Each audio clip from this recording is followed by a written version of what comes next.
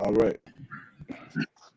Hey, family, thanks for joining us in this first version of our series, Lessons Learned, a Conversation series. Hey, Dad, what's up, Red? Hey, son, how you doing, man?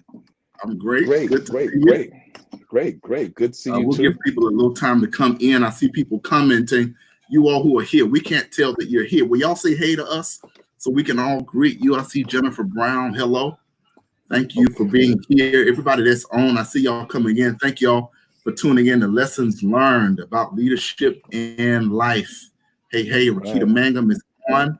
Good to see you. Hey, good to see everybody. Thank y'all for tuning in. We're going to share some really cool things. We give everybody about another minute to come on. As a matter of fact, when you come in, not only say hello, tell us what city you're watching from. We want to know. We got friends all over the place, right, Dad? All right, that's right. All over this country. Dad, I'm going to go to my page and share. Dad, you go to your pages and share this stream so that our family can be on. I see Devon Poinsett on, Stephanie and Columbia. One thing I got to do is know how. Let me see. I got to figure out how to share this. Do it on a different device. Arante Jenkins is in the building. What's up, Reverend? Okay, and let's ask all of our friends to be sure to share this too. Our friends, please share. Please share. Hello. To share this as well. Somebody said hello from a Noop. I don't know what that is, Dad. You had any idea what a Noop is? I don't know what a Noop is, son. I do not know. You know, Tennessee in the building. It's our hometown. Yeah. My mom is on, Cassandra Landis Redmond. Praise the Lord, woman of God. Get them in, and we're still. This is our first time. Get ready to start. We will likely do this every week. We don't know, but we're just excited. The goal of this, as Dad, as you get ready, we even envision doing this. We're a Black father and a Black son, and so much is going on in our country and in our world. And I see our family, Uncle Wade Davis Jr. Hey, Unc. Angie P., Memphis, Tennessee. Hey, family, thank you. So be sure to tell people like Wade to share this for us. Yep, share for us. Let us know what city you're watching from in the comment section. Our goal in the Lessons Learned, of course, the title says it. We're going to be sharing lessons about leadership and life, but this is what I wanted to do. People ask me all the time, where are the ideas? What is fueling the direction of my life? And I feel that this time is very appropriate for, okay, hold on one second, because I want everybody to see this. Rakita is my sister. We share our dad and mom. Rakita Mangum, shout out to you. God bless you. I wanted to share a part of my secret sauce. And y'all, part of my secret sauce is literally my dad, Rickey Harvey Sr. I'm so thankful for direction and sense of guidance. So we're going to be talking about general lessons we've learned about leadership in life, just something about us in general.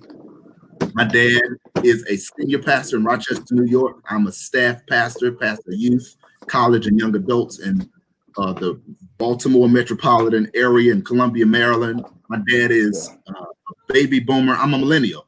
So we see things differently. We got a lot to share. Dad, as soon as you stop shuffling your camera and carrying on. Well, this is our first one, son. This is our first one. And you just said it. You just said you are a millennial. And I am a baby boomer. And you know what that means? It means that millennials do this stuff fast. And boomers, it takes time. But we get the job done. All right. I wanna begin before we get into the nitty-gritty and the more heavy stuff. Let's just do some introduction. Kind of tell us, Dad. Tell us I know for a fact you've pastored over 30 years.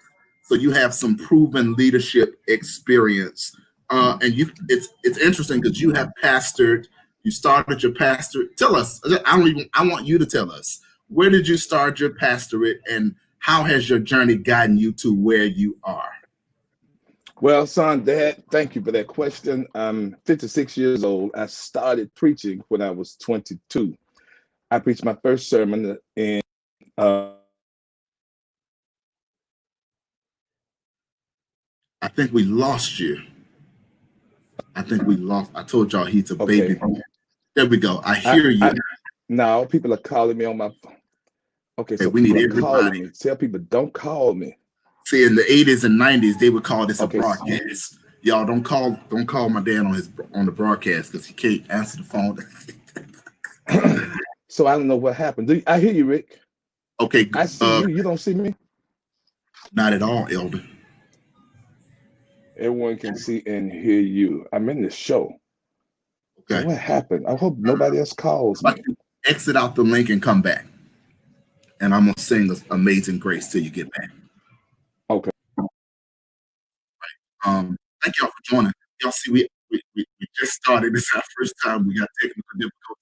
Y'all stop calling my dad, please. Thank you. Thank y'all for coming in. I see everybody in. Pastor John Terry State all the way from Los Angeles. Hey, bro. Good to see you. Pastor Ronte Jenkins in Tucson, Arizona. Hey, good to see all the family on today. Baby boomer struggles. He just said single or something. I'm not doing that. My LB Chris Williams is on. My dad will be back, y'all. He's having some technical difficulties. This is what Lessons Learned is about. I'm sharing with you the world and some conversation. Here he is. Come on in, Dad. Some things that we've learned. All right, Dad, begin to share with us.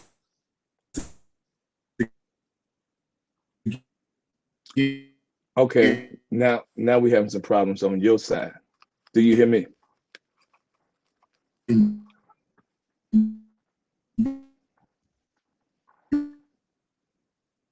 Okay, I'm in. Journey Esther. All right, we're here. Let's go. Okay, so Dad's been preaching for almost 35 years. This will be my 35th year. Actually next Sunday. Wow. And I preached my first sermon the second Sunday in June, and then of course the next Sunday I was pastoring the Spring Hill Baptist Church.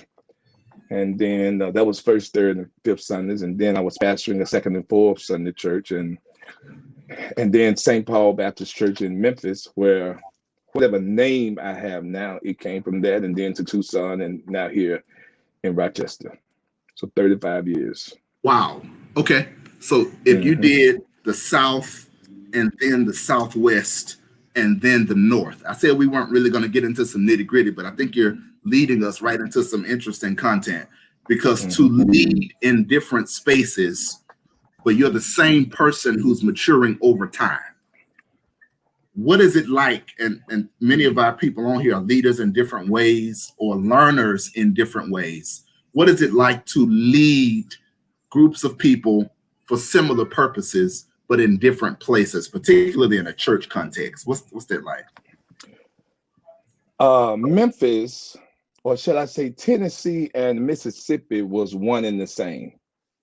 Both the South, both sets of people worshiped, appreciated church, knew church the same. So it was one and the same. And then, of course, when I left Memphis at the age of 34 to go to Tucson, Arizona, to pastor, that was a different climate. It was a different culture. It was a different, it almost seemed like a different God, because the day had changed. So it seemed like a different God. Wow. For what was going on then. And then coming back to the northeast part of the country. And so one of the things about Rochester is up south. Everybody here is from the South. So this is like, it's very similar to Tennessee and Mississippi. I'm here for it. Okay. I love it. I've witnessed the last 29 years of your journey, and I've been incredibly blessed.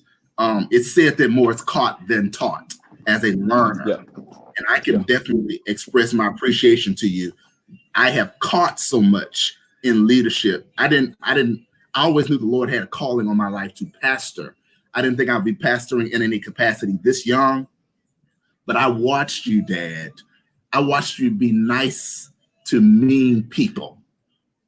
And while you always kind of taught us, be nice, don't let people change you and your nature, to see you in some really, really tough circumstances and to watch you pastor people lovingly, even when it wasn't always easy.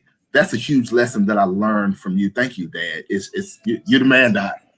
So let me say this, I appreciate that, but as a boomer, This is about lessons learned, and all of the lessons are not just coming. The millennials are not the only ones learning.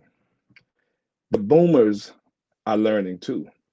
And in order for the boomers to keep booming, then we got to stop. We can't look at the generations before us. We got to look back at the generations who are coming with the energy that we had when we first started booming, because we don't have that energy. We don't have that creativity. We don't have the ideas. We don't have the creativity that you guys got. And so while there is a great appreciation for the boomers, for me, there's a great appreciation for you, son, being a millennial who's doing the stuff that you're doing in terms of ministry. So these are lessons learned on both sides. I'm Yeah, still learning by watching you. I love it. I love it. I am amazed. My faith has kind of changed. Of course, I've learned a lot and heard a lot, but my faith has changed in my journey because of my ministry placement. I could not have designed a better place for me to begin my pastoral journey, and I'm amazed at just how really cool God has a way of getting you the right resources to get you the right preparation to equip you for your next place. I see Dr. Fred Johnson is on, and I had no idea that God was going to use the base that I got from you, Dad, and the three and a half years I spent at First Genesis Baptist Church in Rochester. That when I went to First Genesis, and people asked me, how did I get into youth ministry? Many of my friends say, Rick, man, you ain't no youth pastor, you're a preacher.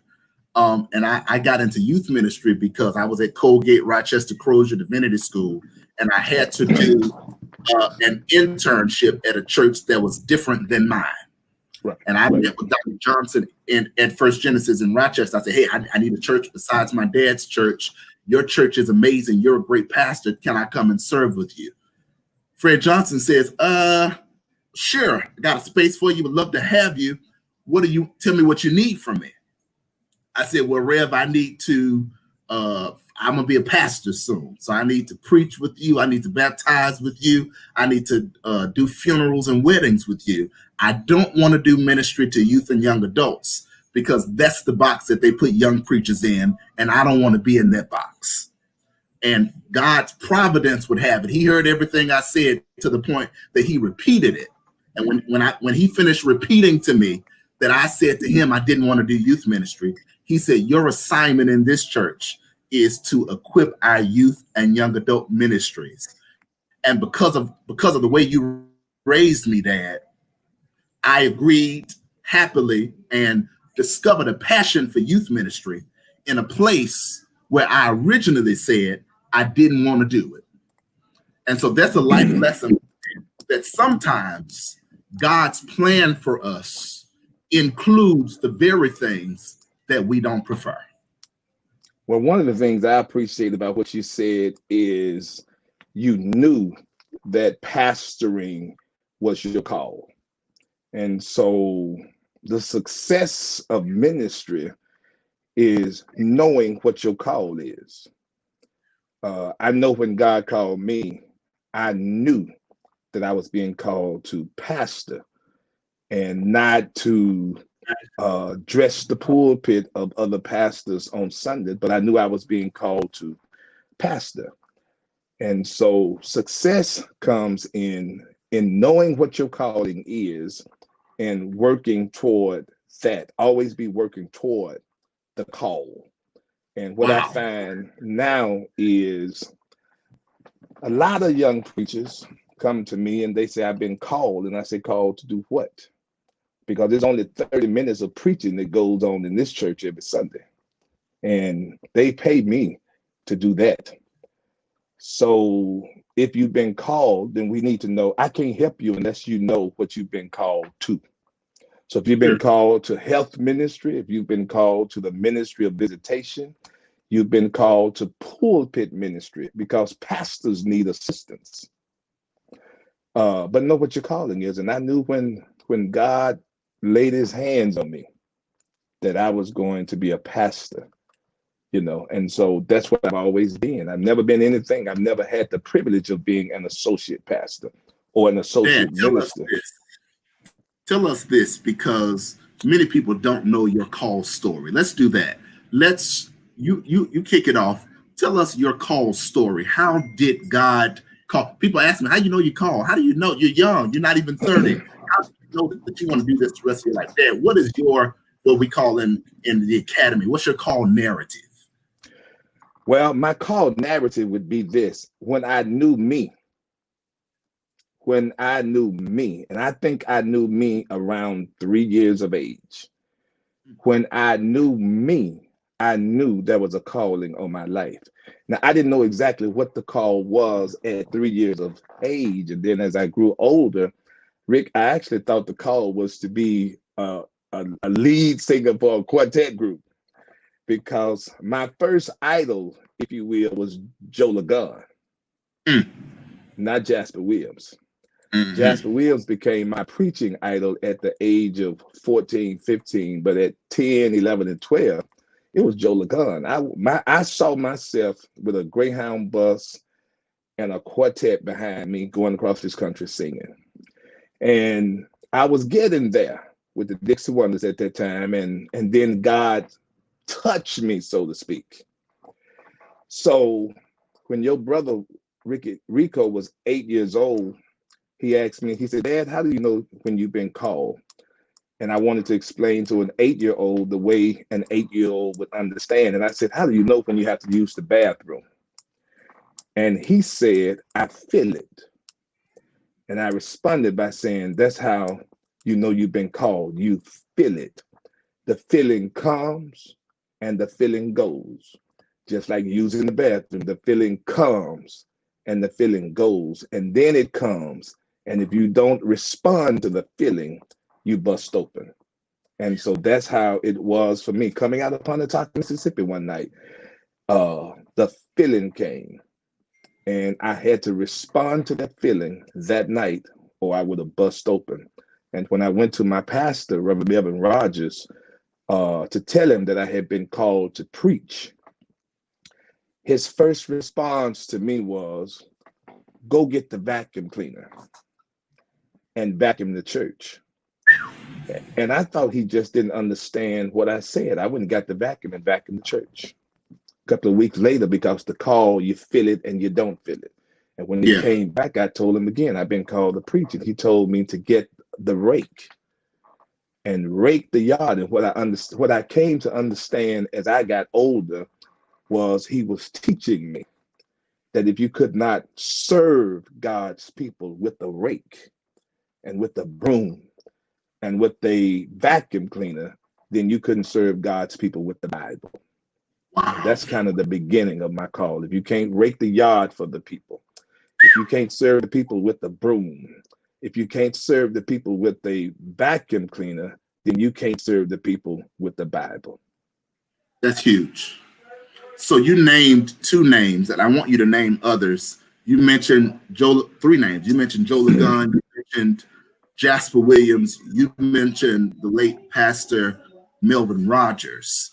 Tell us, Dad, some of the people who have inspired you or who inspire you presently. I think inspiration, one of my life guidelines is that exposure is all I need to get to my next level. If I see it, I can go get it. This is a lesson that I tell people, taught me.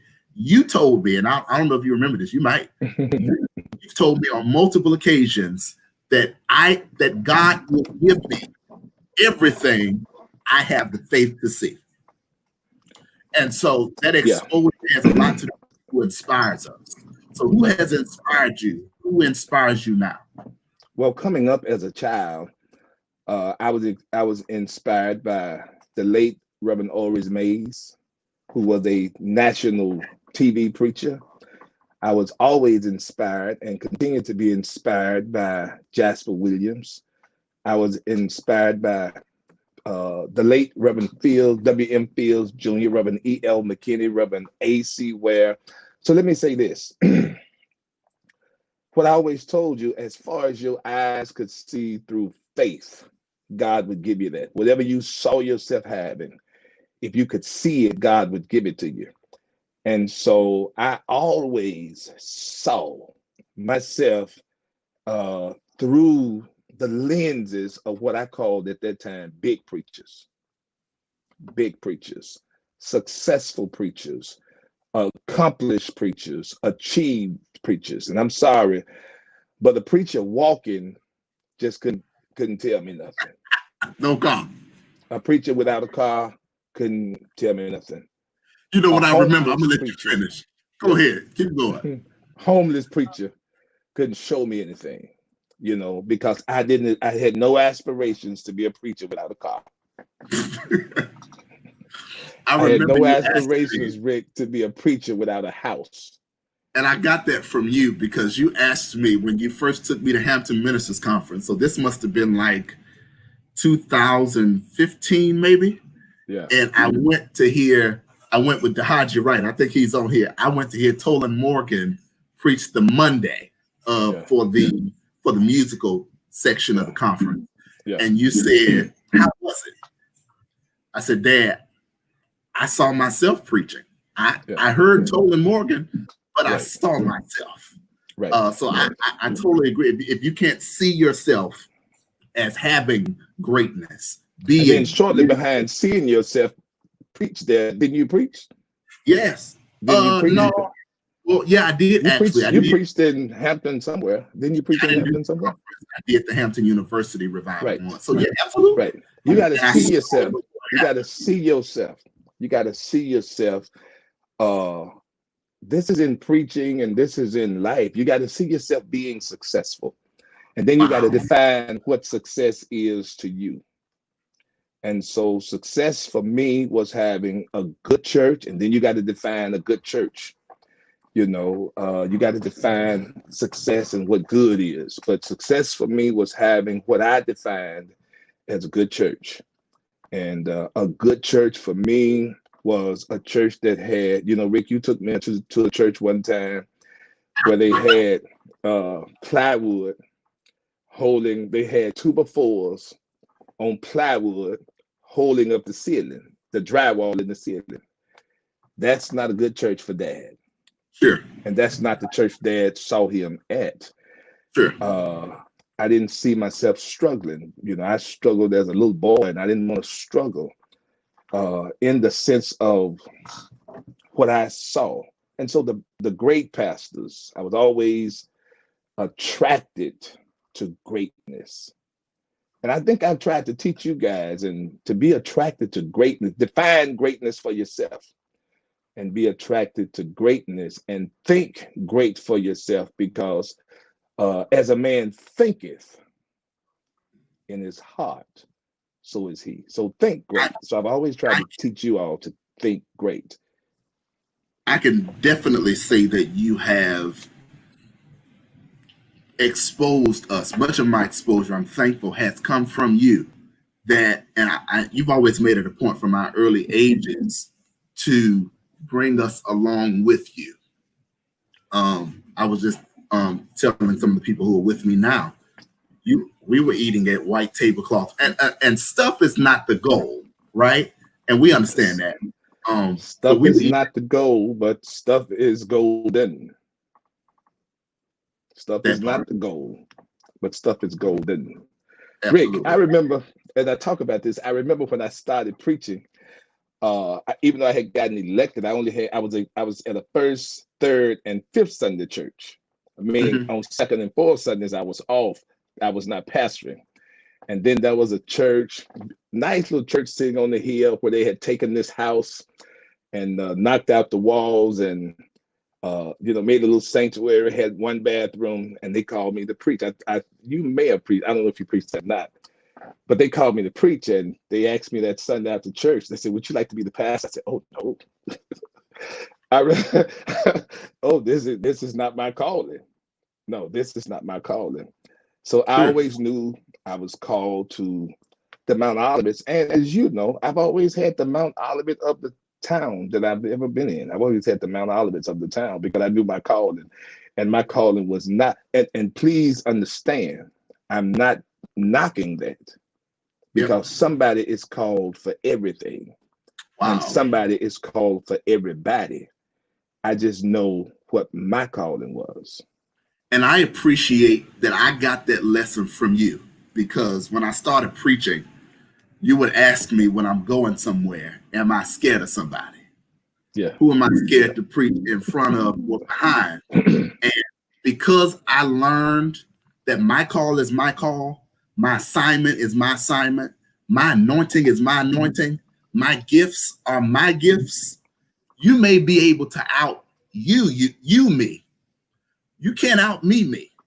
And so thank you for that. That's a lesson learned, that our lanes are so tailored and designed for us that if we would be comfortable in our lane, you don't have to hate on Bishop Jakes, Bishop Blake. You don't have to hate on Bentley driving helicopter preachers with one church and 6 locations, because God has given you a lane that you are proud of. But what you have to do to maximize your lane is you got to be happy for the next man. You got to be happy for the man who has 6 churches in one location. And you got to be happy and think just as much of the man who has 6 members in one location. Right. So I've had a great, and I preach for them all. I preach for the person who has 6 members in one location, and I preach for the preacher who has 6 churches in various locations. So you got to be happy.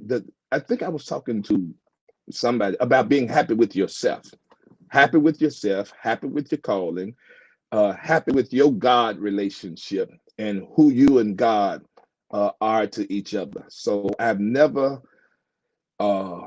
hated, for lack of words, on the bigger guys, and I've never looked down on the smaller guys, if you will, because I'm just in the place that God has for me. And for me, most of my friends are what I call bigger than me, and that helps keep pulling me to a place, because even at 35 years, most of my friends are bigger, because it helps to keep you lifted up. Frank Ray says this now, and I'll turn it back over to you. Frank Ray says you need 3 types of preachers. A preacher needs 3 preachers. You need one bigger than you to pull you. You need one your size to look at you. And you need one smaller than you so that you can help him to come to the place where you are. And so I've always had smaller, my size, and bigger guys in my life, which gives you balance. I was just sharing when I sent you past it in Maryland, Dr. Turner, one of the things that he has encouraged me to do, which I appreciate, is find a wide variety of friends. And if you look at your friendships, and this is just common in the friendship conversations, if you look at the people you're around, your friends will prophesy your future based on who they are. And I think a danger is, because of our personalities, that we can eat and laugh with strangers. Right. But there is a difference between fellowship and friendship. Let's park there, because this language is great. There's a difference between fellowship and friendship. And I need to learn how to identify my friends, because my friends really identify me. So talk about friendship, Dan. Who are your friends? And why are they your friends? Who are my friends? My friends who do you got for those? Please, folks are texting and calling me right now that know old. Stop here. Stop. Listen, my dad is old. Leave his phone alone. He can't do it all. And right now. Ricky, first of all, my sons in the ministry. My sons in the ministry are my friends.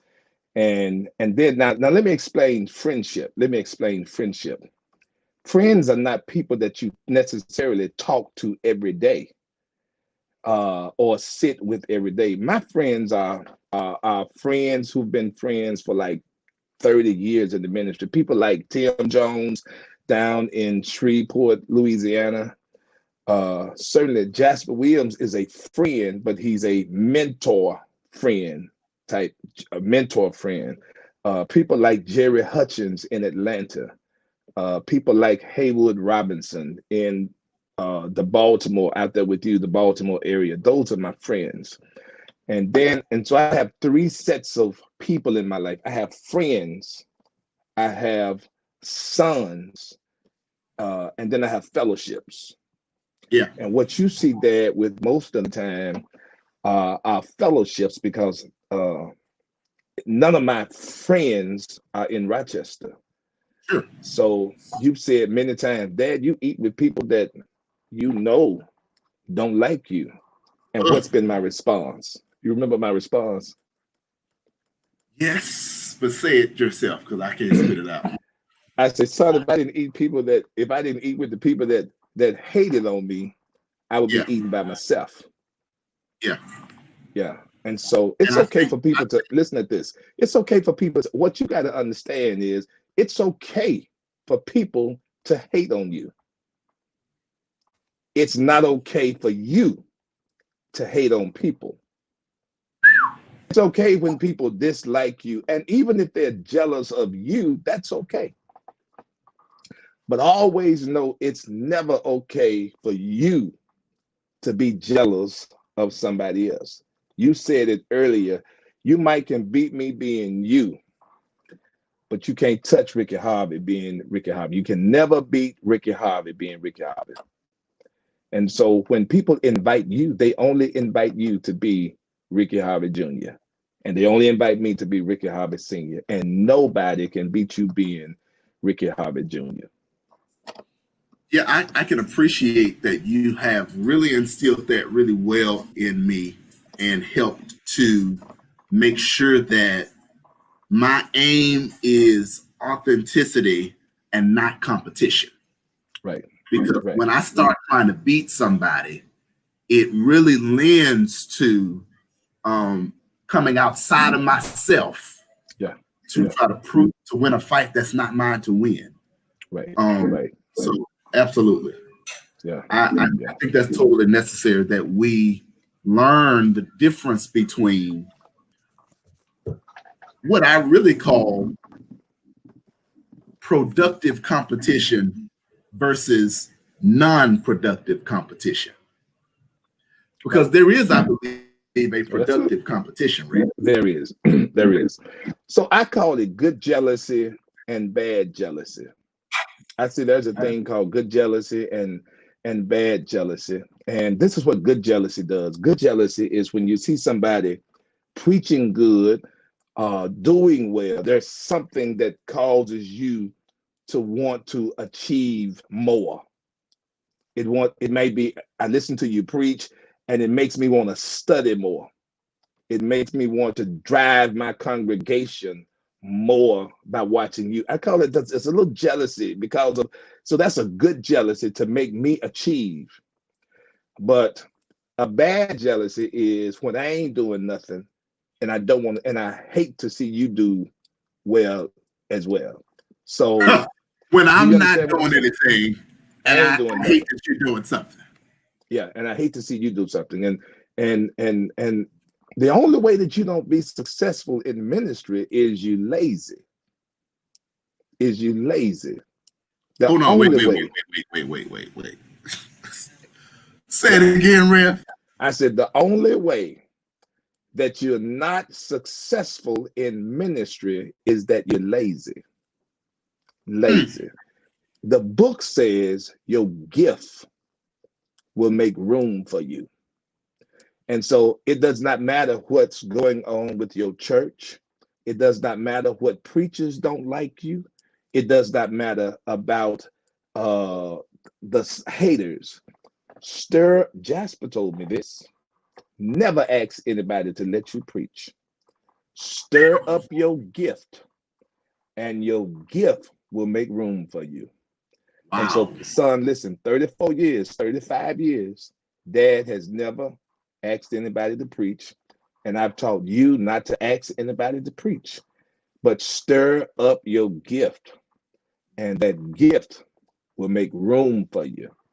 And it will open up doors that you would never expect to get in. Your gift. I'm amazed, to your point, at the variety of amazing doors that God has opened for us, but particularly for me. And I say that because one of my ministry taglines for myself that I thought to share a couple of years ago, but I try not to give away everything. And that's that every opportunity to serve is valuable. Every opportunity. I've been blessed to preach in prisons, inside, outside, in storefront, small churches, in mega churches, blessed to preach at my local church, blessed to preach for people that I consider ministry heroes, blessed to preach for people who see something in me to glean from me. And to your point, God has opened every door because I took heed to your advice, not to ask to be put up, but to stir up the gift. There's something, Dad, in the power of private preparation. This is for business leaders. This is for people in ministry. This is for intellectuals. This is for students. This is for everybody who intends to go somewhere beyond where you are right now. There is power in private preparation. Speak to that, Dad. Your ministry experience far exceeds mine. Talk about the power of private preparation. Well, so this is what happened to me, and this is what got me to wherever I got. And in the eyes of some, there was a long ways, and in the eyes of some, there may have been nowhere. But for me, it was just being prepared. Preparation is total package. It's being prepared to preach.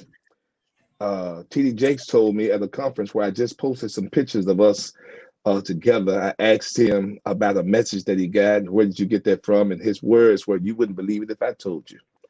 And I asked him, I said, "Try me." I said, "Where did it come from?" He said, "The Bible." And so first of all, do your homework. Do your homework. Do your homework. Do your homework. And for me as a young pastor, what prepared me was like preachers that were coming up in the South. If we were not preaching somewhere, when the big preachers, so to speak, like Larry Howard, Steve Thurston, the Chicago preachers, the Cleveland preachers, even Clay Evans out of Chicago, these guys out of Detroit that were big namers. Edgar Van would come to Memphis from Detroit, and guys would come in. If we were not preaching somewhere, we went to those services. And a part of our preparation was to be there and serve. I'm not asked to preach, but serve to preach. Stirring up your gift also means serving.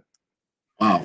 We took the preacher's Bible and walked him to the car and opened the door for him. And then they went back and called somebody and asked, "What's that guy's name that was at the church? I want him to do my revival. What's that guy's name?" And so preparation is making sure you got your lesson. You only get one shot at the folk who come to hear you that time. So make sure you got your lesson together. And then this is called leadership and life. And make sure your life is together. Make sure your life is together. Now, I don't think anybody has been talked about any worse than me, but let your life outshine what folks say about you, so that when you show up, and Jesus came to a place, and I think it was Nicodemus. I don't know much about the Bible, but Nicodemus said, "No man can do the things that you do with power except God be with you. And so even when you've been scandalized and you've been, nothing stops us, son. That's what I'm really saying. Nothing stops us if the preparation is done. Wow. Somebody will say, no man can preach like that with power. Nobody can pray like that with that kind of power. Nobody can stand there and take that kind of abuse with power except God be with you. And so that's the kind of preparation. I've been through every storm that you can go through. I've been impeached just like the presidents have. But you stand there with that power. And the power that we have is preaching, spreading the good news, spreading the gospel. We got the best weapon that any military, we got more weapons than any military could ever have, because we got the weapon of the word. And so we lose opportunities to win every battle by not being prepared with the word. So there's preparation has been the word. There's preparation has been how you dress. If you're gonna be a preacher, mama said dress like a preacher. Now you got to define, I'm a boomer, you're a millennial. I don't expect you to dress like me, but you got to dress like a millennial preacher.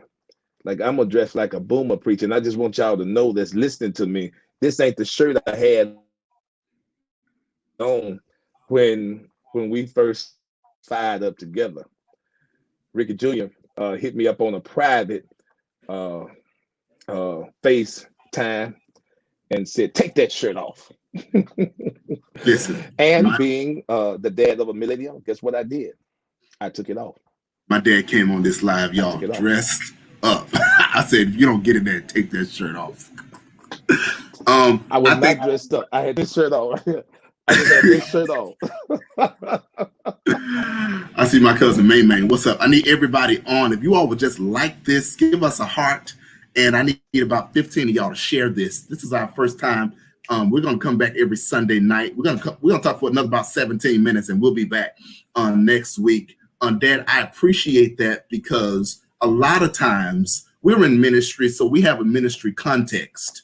But a lot of times in life, people expect to show up on the scene and to get a front seat and get a big title, or get the office, get the corner office with the walled windows, and lack in the area of preparation.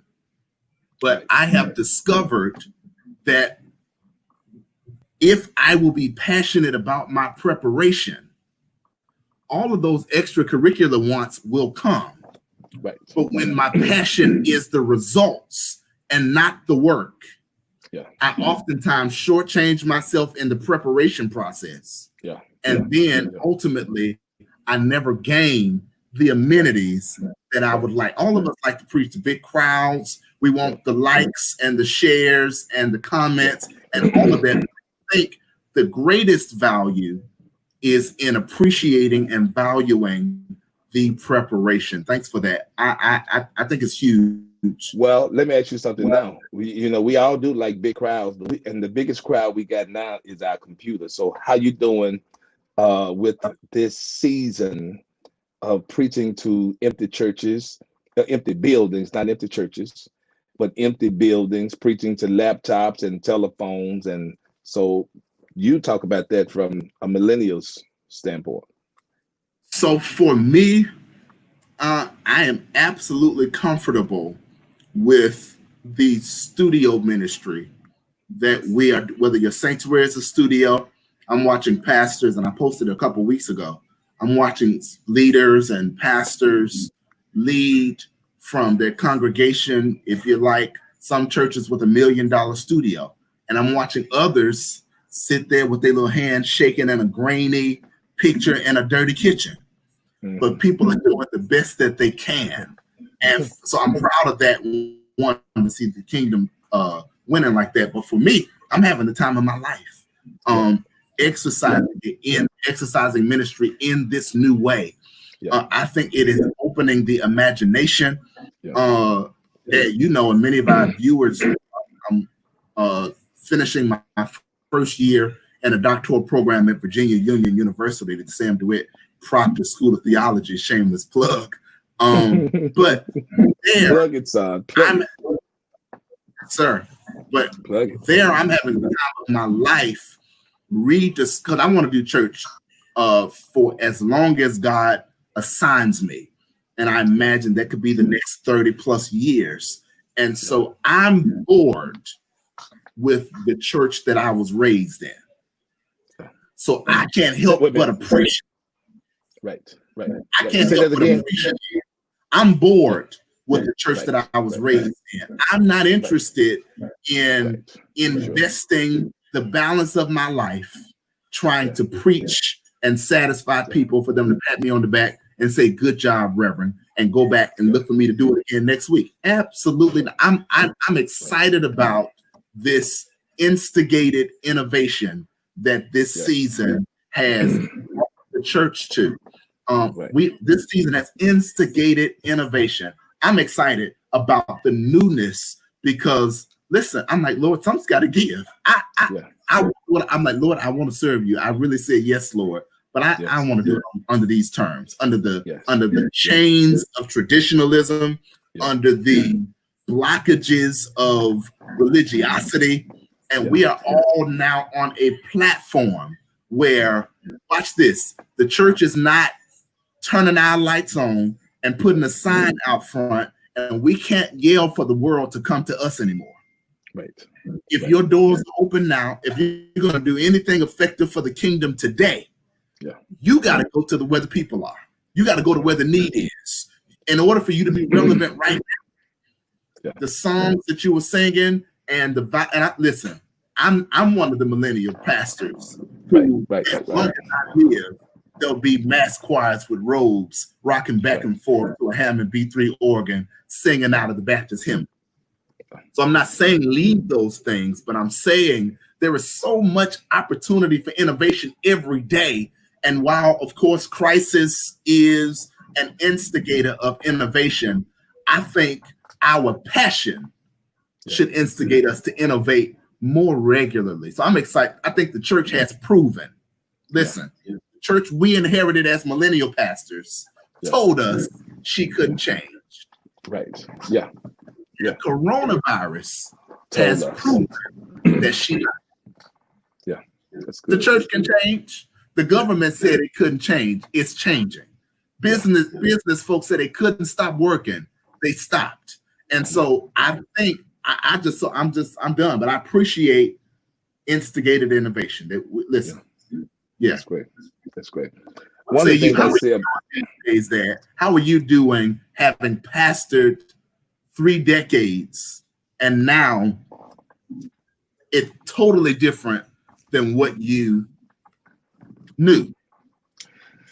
Well, I came up in a time when people really needed church, and more than needed church, they wanted church. Church as the tradition, the cultures that you just described was once a spiritual delicacy. When I came along 35 years ago, it was a delicacy that one could not do without. Church. Wow. Sunday church. Revivals were 1 and 2 weeks long, 5 nights a week. And so I came up in that era when you do 5 nights of revival with one preacher, 5 nights. And then the revival would be so good until they would ask you to stay over, preach Sunday, and preach 5 more nights. And the crowds got bigger and bigger and bigger and bigger and bigger. So if this pandemic had hit back then, it would have destroyed the world because folk would have kept going to church. Folk would have kept going to church because they could not live. People used to have to shout. They used to have to shout. And so they would go to church to shout, to worship, to clap. They in the old, and when I say old days, that was in my day. in my Spring Hill days, in the Mount Level days, in the 80s. I came in on the tail end of an era that Frank Ray and Jasper Williams and Leroy Elliott and Larry Howard. I came on the tail end of that church. I came in on the time when you didn't need resumes. Your resume was this here, your resume was right here Right here. in your lungs. Can you say it? If you could say it. I came in on the era where if you had a degree, you were called a preacher that could not preach. Mm. I came in on an era where they told me you don't ever have to go to school. Just, you know, matter of fact, they say you don't have to study. Just hold them off till you get to your horn. And when you get to your horn, blow like Gable. Now we want And, resume preachers. and then it shifted. And so had Corona come then, we would be in trouble. It would be more than 100,000 because folk would have still been in church shouting, breathing, sweating, and dying. But now we're in an era where when it comes to church, a little dab will do. A little dab will do. And so the virtual church. As you say that, the statistics show that while we're all streaming and some people are getting thousands of views, some are getting hundreds, some are getting dozens, statistics show everybody who's streaming is getting, on average, per viewer, a single digit number of minutes. A little dab. A little dab. Because a little dab, we're in a time now. So believe it or not, son, a whole lot of people, and those people include preachers and pastors.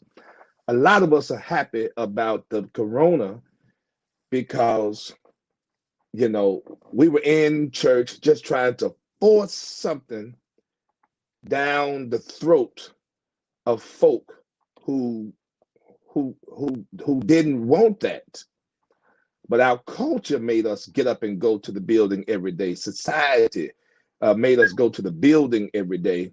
And now what we really have is the truth. And you said it with the stats of the analysis. People don't tune in to us. And I said to some young preachers, even last week, to let's shorten our messages virtually. Because when I looked at my analytics, it's people, I think the most that somebody has spent with me was about 9 minutes. And so it looks good to say you got 1,000 views, but they didn't spend but 2 minutes with you because a little dab will do. And they might not have been looking at the preaching. They may have been listening to a song. Yeah. So Corona is fine in this world now because, you know, so church is great. Church is great. So people are giving more money. Where is our, in considering the plight that has continued for Black people in America and how Black faith birthed a Black joy that strengthened the movement in the 60s for Black change? If a little dab will do now, what does that say? And what does maybe an alternative need? What is that need if we're really going to see the Black Lives Matter movement progress as a result of people of faith? So two things. First of all, so it's two things. First of all, when we had a little stuff, we needed a lot of God. When we had a little stuff, we needed a lot of God, and we wanted a lot of God. We had little houses, we had little cars, we had little jobs, we had little titles, we had little accomplishments and little achievements, and we needed and we wanted a lot of God because God supplied the rest of that absence that we have and had in our hearts. We fill that place now with cars, with vacations, with second homes, with third homes, with travel, with internet, with success as we name it now. And so for me, this is for dad. So for me now, we don't need a lot of God because we got a lot of stuff. And we got a lot of things to do that don't include God. And I'm not saying anybody is less Christian-fied, because Christianity is just believing God and accepting him as your savior. So I'm not putting down Christianity and I'm not putting down believers. I'm just saying we got so much to do now. Until once upon a time, God was our everything. Ed Stevens put out a song, God is my everything. But now God is a part of our everything, but God is not our everything. We got an everything on the other side, and God's just a portion of what our thing is. And so I think this pandemic put us in a place of where we see ourselves as we had a lot of money, couldn't spend it, couldn't go nowhere. A lot of fine clothes that we couldn't wear, big cars that we couldn't drive, planes and tickets that we couldn't fly, couldn't go nowhere, vacation homes that we couldn't get to. And so I think God used this season to refocus us. Those cars that we got have those navigators that said recalculating when we get on the wrong track. And I think what God is doing in this season is recalculating us. And Ricky, let me tell you this, I was so hopeful to come out of this different. But even as I see us easing back into the reopenings of everything, it looks like to me we're going right back to the place that God pulled us from. And we've always had viruses to come in and get our attention. And I think God sent this, not sent. I don't get my theology. I think God allowed. There's a big difference in what God sends and what God allows. I think God allowed this to get our attention. And he had us for a minute. Oh, he had us for a minute. I was just getting ready to talk. Praying like I've never seen before. Oh, he had us for a minute. I was just getting ready to talk about that. I want us to close with this, because I think what you are referencing, we find it in the Word, where we see from the Exodus through the entire New Testament, there is pestilence and disease, and there is defeat on behalf of the people of God, are just experiencing the worst of times.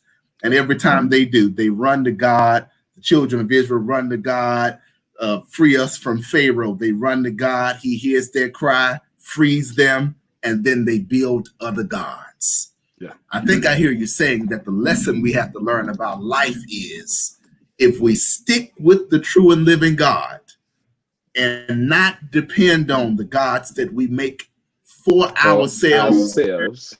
Of ourselves. And of ourselves. And we can have this sort of sustained strength, as opposed to waxing and waning. It's 8:59. We said we would do 1 hour. Give us our closing word, Dad, and we will see our family next week. Well, one lesson learned in tonight's lesson is fathers and sons can work together in the ministry. That's a lesson for us tonight. And father and son may not be blood and blood. It may not be senior and junior, but fathers and sons can work together in ministry. Thank you, son, for this opportunity. And I'm looking forward to next week being with you. Right. I love you, Dad. Family, thank you all for tuning in. I love you, son. If you're tuned in, go ahead and share this so somebody else can see it. Y'all like it, share it. We will be back next Sunday at 8 p.m. This was contingent on my father's good behavior. I think he did a good job. Y'all say something in the comment if you agree. Dad, you did a great job. You didn't embarrass me. You get to come back next week. I love you, Dad. We'll see y'all. I love you too. Bye-bye. Bye-bye.